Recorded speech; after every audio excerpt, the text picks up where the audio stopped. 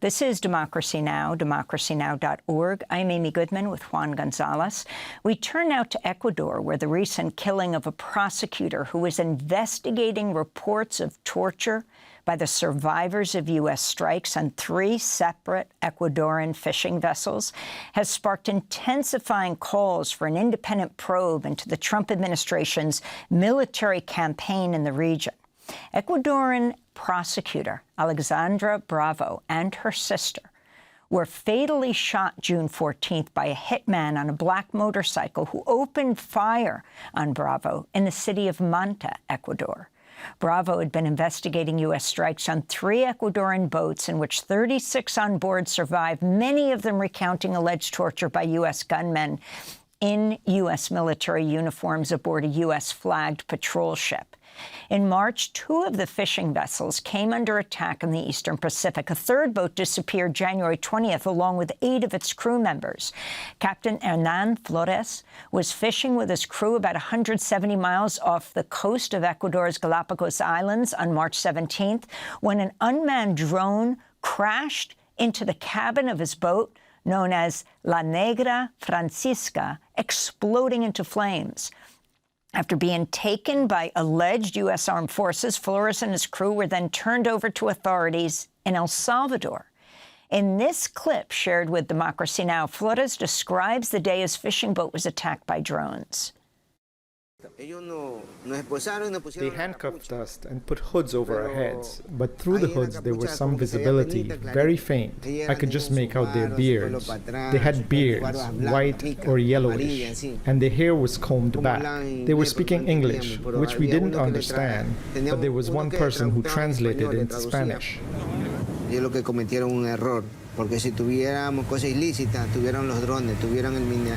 made a mistake because if we had been carrying anything illicit, they would have found something, but they never found anything.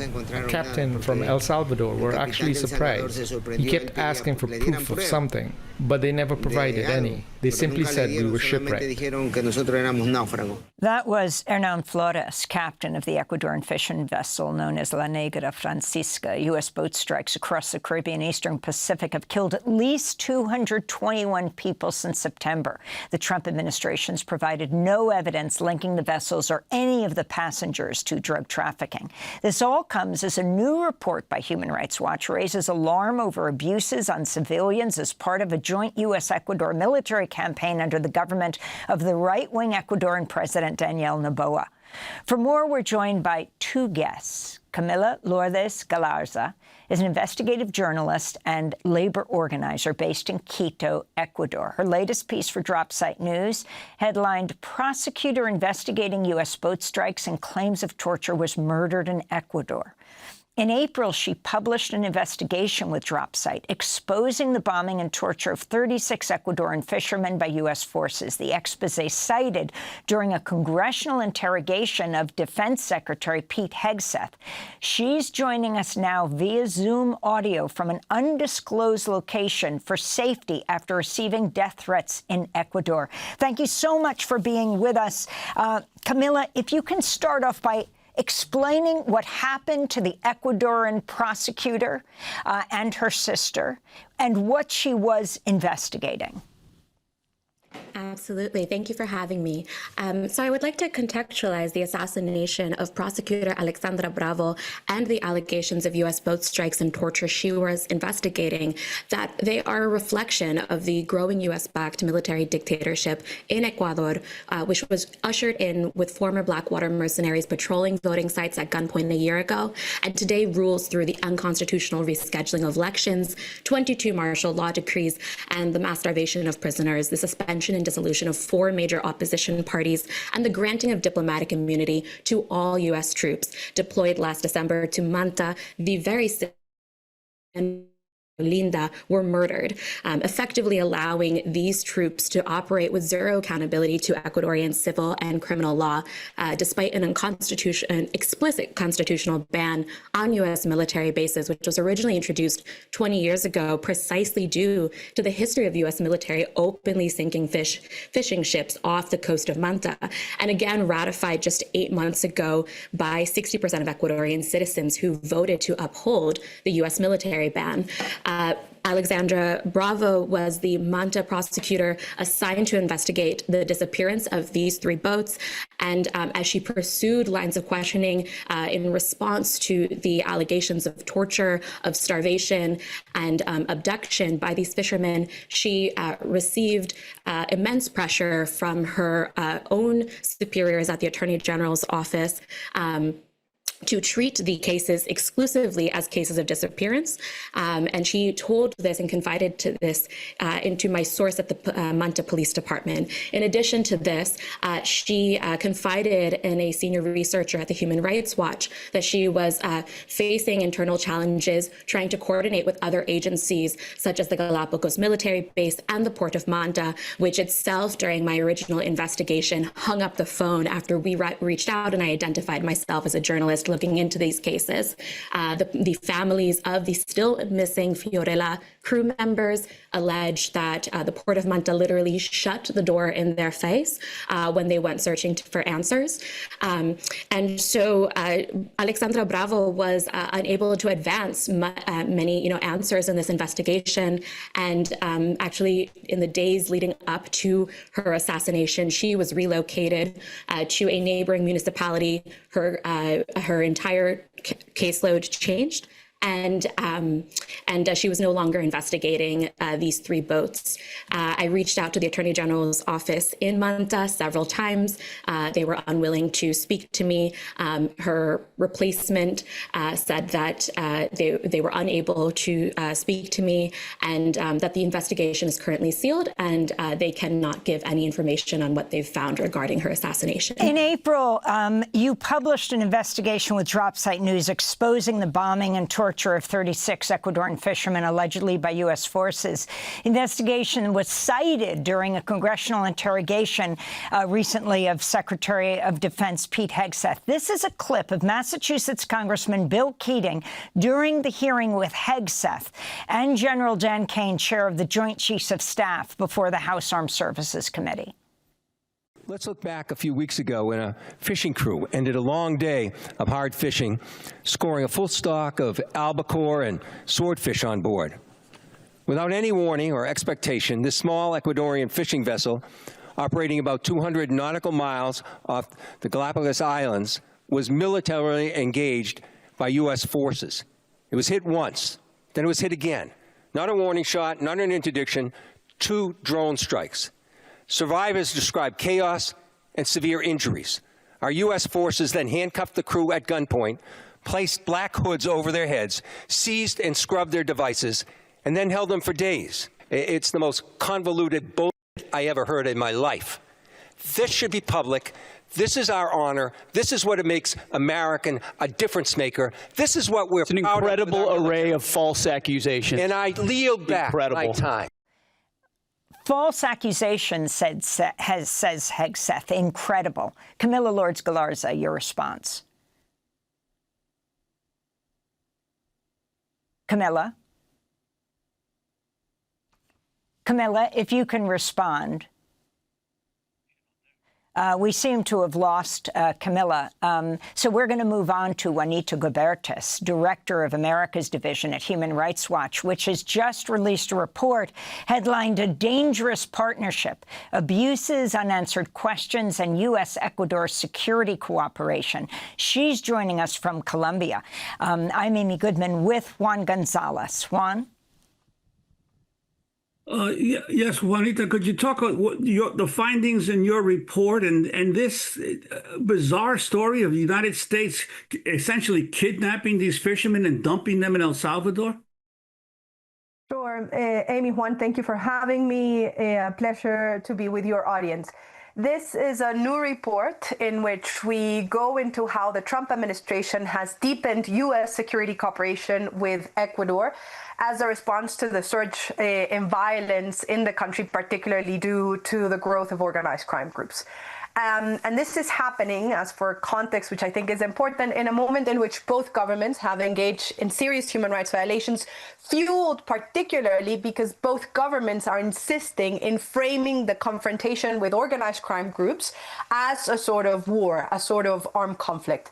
None of the two governments have provided transparency about the nature of their security cooperation, the precise role of U.S. forces in these operations, nor on the human rights safeguards governing these operations. Our report touches on one land operation in the border between Ecuador and Colombia in a place called San Martin that resulted in the arbitrary detention of 4 Colombian nationals and their torture.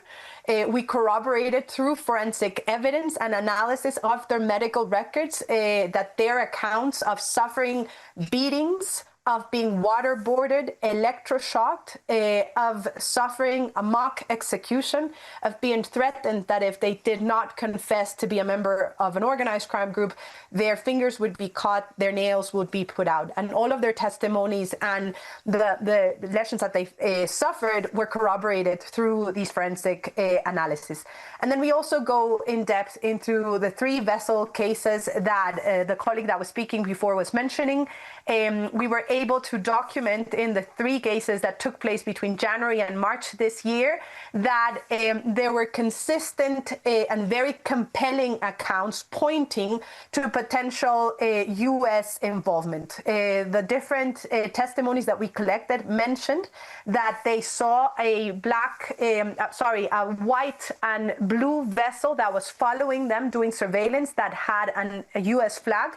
They mentioned being surveilled by drones. 2 of the vessels reported being attacked by explosive drones. 4 of the crew members on those 2 vessels were seriously injured. And again, we documented their injuries and corroborated their testimonies with forensic expert analysis. And then, as it was being mentioned, they are approached by this vessel, which has the U.S. flag. The people on board have khaki camouflage. The testimonies report them having U.S. insignia on their uniforms. They are arbitrarily detained, taken to the Salvadorian Coast Guard. And for context, El Salvador is very far away from Galapagos Islands. And they were taken to El Salvador and only days later sent back to Ecuador. We checked the criminal records on all of these people, both on the land operation and on the vessel cases. None of them had any judicial proceeding for violent or potentially violent crimes, nor for narco trafficking or for any participation in organized crime group. And then the 3rd vessel, the 2 surviving crew members were fishing outside of the boat. They report seeing a white column of smoke going out the vessel. They go back to their vessel, and the vessel and the other 8 crew members are missing. So we have been asking U.S. authorities for responses on these cases. They've told The Guardian that regarding the vessels, there was neither a DOD nor Coast Guard participation, but they have not mentioned if other U.S. agencies were involved, and we're demanding the U.S. government and U.S. Congress to provide answers on these cases. In the case of the land operation in San Martin, both the U.S. and the Ecuadorian governments have claimed that it was a partnered operation and a successful one, regardless of the fact that it's very clear that they striked places that had no relation to organized crime. I'd like to go back to Camila Lourdes Galarza. Camila, President Noboa, who was born in Miami from a wealthy family, has a banana empire there. He's supposedly cracking down on drug trafficking and crime, but yet his own family shipping boats were caught trafficking 29 million euros of cocaine to Croatia. And could you talk about this, the role of the president? Also, he is one of the founders of the so-called Shield of the Americas, this coalition of right-wing governments across Latin America that President Trump has put together. Absolutely. Yes, 26 million euros of cocaine were found aboard the private boats of Noboa's Family Shipping Corporation. And none of these draconian measures, nor the return of Operación Condor-style tactics, nor the military curfews and checkpoints placed on 70% of the nation in recent months has made Ecuador any safer. In fact, a report from the Quincy Institute for Responsible Statecraft recently revealed that Ecuador is now the most violent nation in the Western Hemisphere. And it, furthermore, as you point out, becomes increasingly difficult to view this as anything other than the intentional engineering of a cartel economy to manufacture consent for the Monroe Doctrine when President Noboa himself has been found to have ties to drug trafficking. He also appointed the personal attorney and corporate attorney of Noboa Trading, who defended the drug traffickers caught in this raid as our Minister of Health. We have since had several changes of ministers of health, but it shows that there is not a true interest in combating this, right? And that is further exemplified by U.S. Ecuadorian joint operations purporting to target drug traffickers, which are instead drone striking, waterboarding, and torturing innocent farm workers. I believe the colleague was just speaking to, reporting that contrary to Pentagon intelligence, there was no evidence of drug trafficking on the farm that they bombed. And so we have not only seen a misapplication of the martial law regime that Ecuadorians have been living under for 2 years now, but also allegations from Ecuador's infamous Los Tiguerones cartel, in which one of the heads of this cartel alleged that Noboa had struck a deal with the organized crime group to deliver votes for his campaign. So this is a stark contrast to the political jargon used to justify Operation Southern Spear and the drone striking of these three particular boats, who, unlike Noboa's family ships, were searched and cleared by Ecuadorian authorities prior to the bombing, found to not be carrying any drugs. Camila Lourdes Galarza, I want to thank you for being with us, investigative journalist and labor organizer based in Quito, Ecuador. We'll link to your drop site news articles. Please stay safe. And Juanito Gilbertas, director of the Americas Division at Human Rights Watch, speaking to us from Colombia. Thank you both for being with us. Thanks for watching Democracy Now! On YouTube. Subscribe to the channel and turn on notifications to make sure you never miss a video. And for more of our audience-supported journalism, go to democracynow.org, where you can download our news app, sign up for our newsletter, subscribe to the daily podcast, and so much more.